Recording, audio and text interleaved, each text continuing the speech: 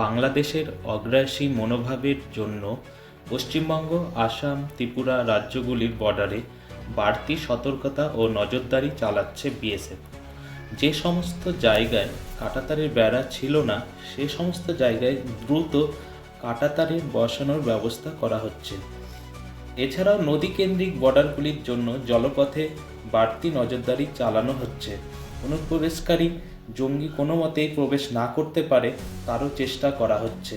ক্যাম্পগুলি থেকে দ্রুত রসদ সরবরাহের ব্যবস্থা করা হয়েছে।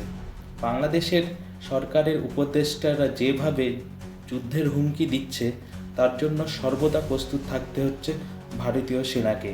এ ধরনের আরও খবর জানতে কলকাতা সমাচার চ্যানেলটি সাবস্ক্রাইব করুন।